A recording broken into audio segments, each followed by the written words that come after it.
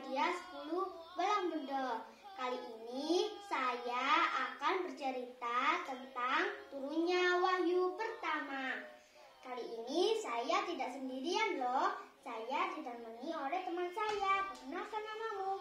Halo teman-teman, nama aku Ciku. Ada yang kenal aku tidak? Aku juga kelas 4A loh. Oke, kita lanjutkan ceritanya. Alkisah, menjelang usia 40 tahun di bulan Ramadan, baginda Rasulullah Muhammad Shallallahu Alaihi Wasallam mulai sering menyendiri di Gua Hiro.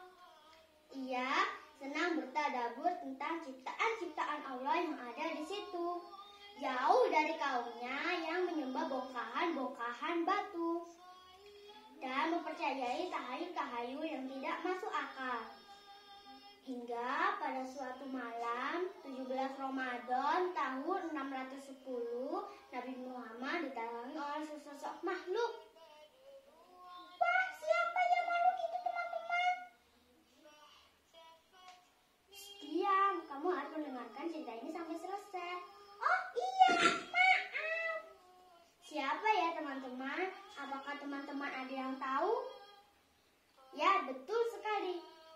Makhluk itu tidak lain adalah Malaikat Jibril. Malaikat Jibril turun di Gua Hiro lalu mendekap Nabi Muhammad. Hei, kenapa kau mendekap aku? Maaf. Iya, tidak apa-apa. Lalu Malaikat Jibril berkata, Iqra ya Muhammad, yang artinya bacalah hai Muhammad. Lalu Nabi Muhammad bergemetar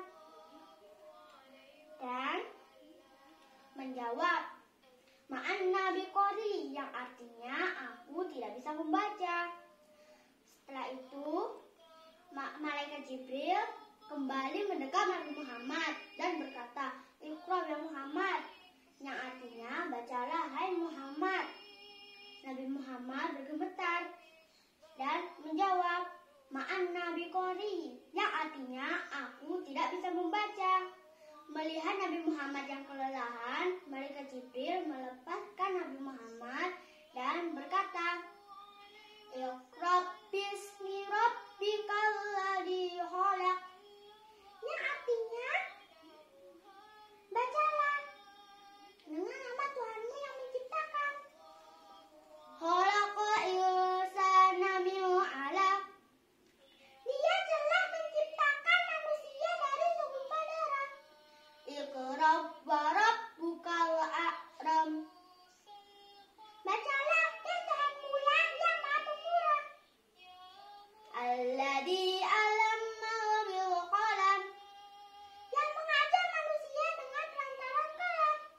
Alamma insana ma lam ya'lam, dan yang mengajar kepada manusia apa yang tidak diketahuinya.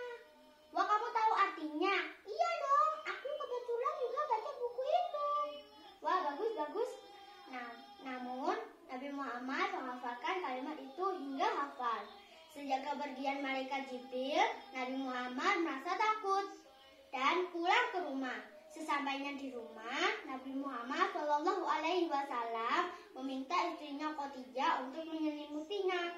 Khadijah segera menyelimutinya sambil menenangkan pikiran dan hati beliau.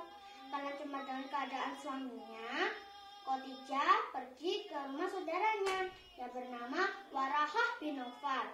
Sesampainya di rumah Warahah, Khadijah bertanya, Wahai Warahah, tadi suamiku didatangi oleh sesosok makhluk di Gua Hiro. Makhluk itu membacakan suatu kalimat yang sekarang telah dihafalkan oleh suamiku. Dan siapakah makhluk tersebut? Tanya Khadijah. Lalu Warahah menjawab, makhluk itu tidak lain adalah Malaikat Jibril. Dan kalimat yang telah dihafalkan oleh suamimu itu adalah wahyu dari Allah. Dan suamimu itu tidak lain adalah seorang nabi. Mendengar berita tersebut, Khadijah merasa sangat gembira. Dan ia pun segera pulang ke rumah. Sesampainya di rumah, ia memberitahu suaminya kabar gembira tersebut. Walaupun sudah menerima berita gembira dari Khadijah, Nabi Muhammad Shallallahu Alaihi Wasallam tetap merasa gelisah. Ketika badannya sudah sehat, Khadijah mengajar Nabi Muhammad Shallallahu Alaihi Wasallam untuk pergi ke rumah Waraqah bin Nawfal. Sesampainya di rumah Waraqah menjelaskan kepada Nabi Muhammad Shallallahu Alaihi Wasallam bahwa yang mendatanginya itu adalah malaikat Jibril, sama seperti yang pernah terjadi kepada Nabi Musa alaihi salam.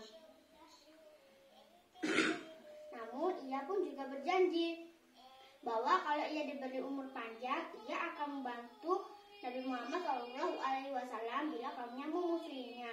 Mendengar penjelasan tersebut, Nabi Muhammad Shallallahu Alaihi Wasallam bertanya kepada Waraqah, "Mengapa kaumku memusuhiku?" Lalu Waraqah menjawab, "Tidak ada satupun nabi yang datang sebagaimana nabi-nabi yang telah diutus, kecuali mereka akan disakiti, bahkan ada yang dibunuh." Mendengar penjelasan itu, Nabi Muhammad merasa senang dan lebih teguh imannya. Saat itu Nabi Muhammad bersungguh-sungguh untuk menyampaikan ajaran Islam. Nah, teman-teman, kita sebagai umat Islam yang telah menerima ajaran itu, kita harus mengamalkannya.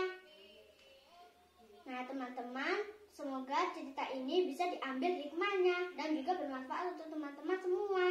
Sekian, mohon maaf kalau ada salah-salah kata. Wassalamualaikum warahmatullahi wabarakatuh. Assalamualaikum teman-teman, dadah.